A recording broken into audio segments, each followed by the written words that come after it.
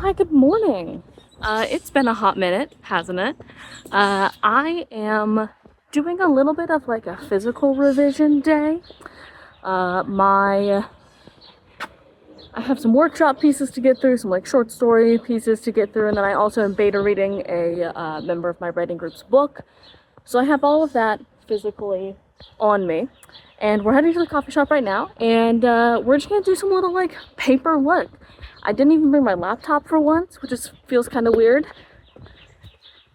Like, I can't even access my writing right now if I try. This is purely just physical revision day for other people. So let's get to it, shall we?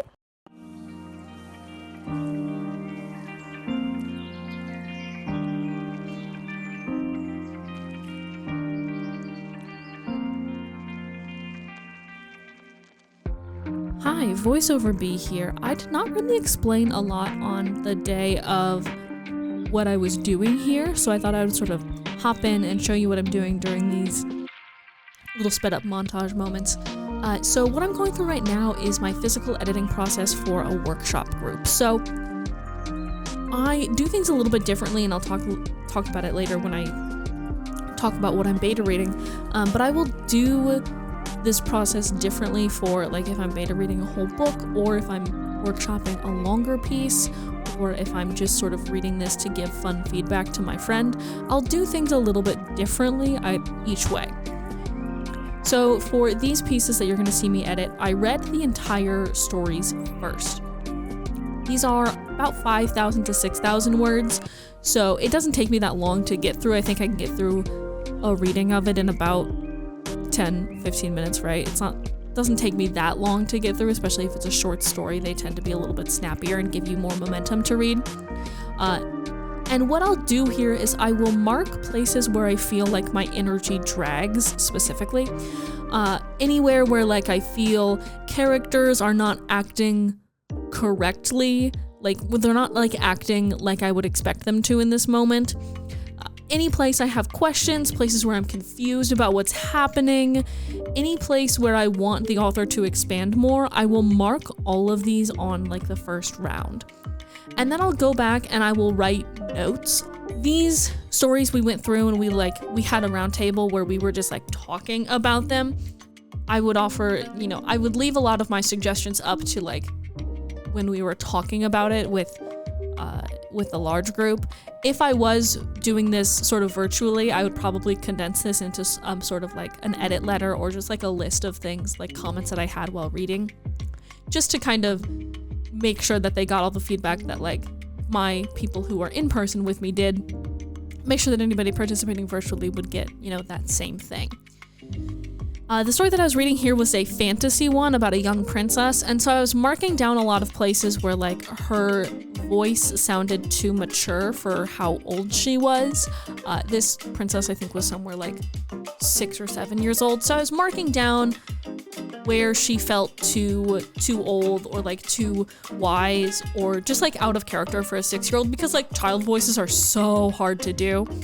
And then the other piece that I was reading, you might not be able to see the difference here, but there was another piece that I was reading here, which was a rom-com, just like a fake dating scenario rom-com.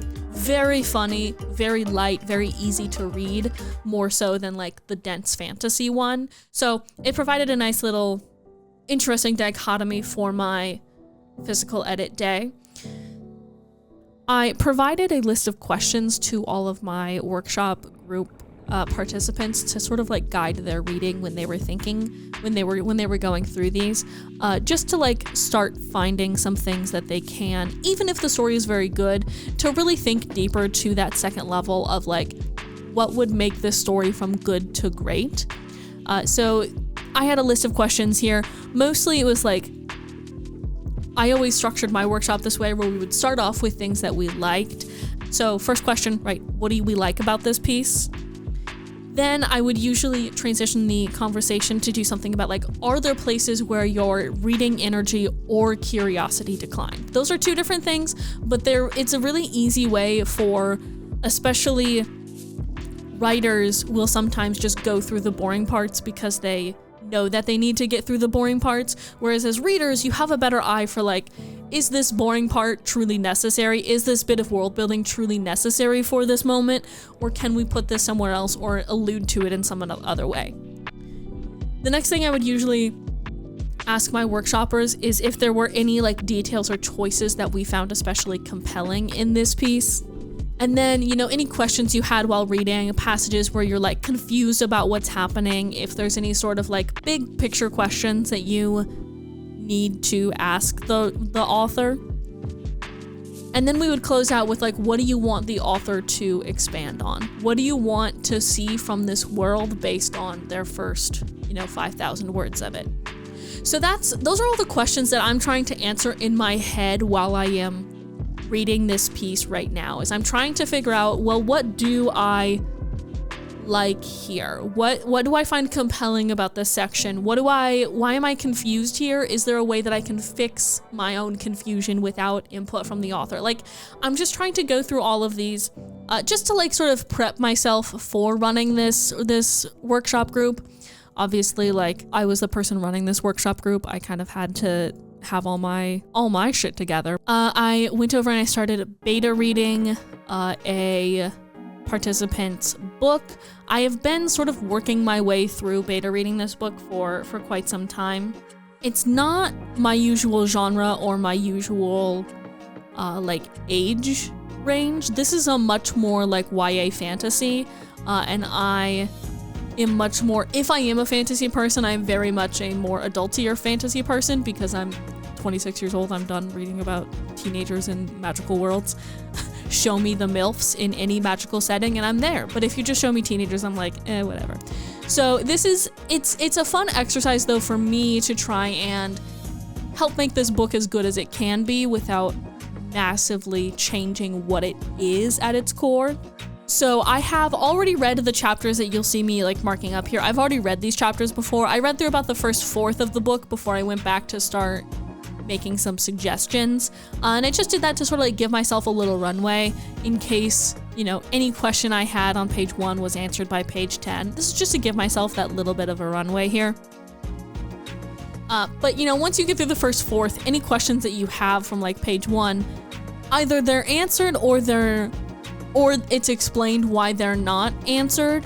So you usually have a pretty good feeling for it by then. So that's why I decided to go back today and start rereading and sort of like adding some notes as I go.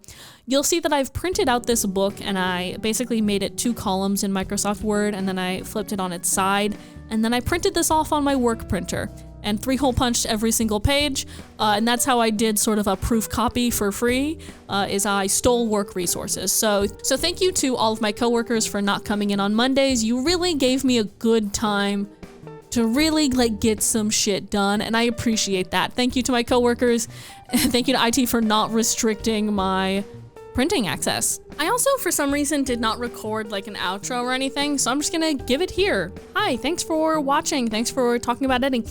Do you have a vastly different editing or workshopping process than I do? Let's talk about it down in the comments down below.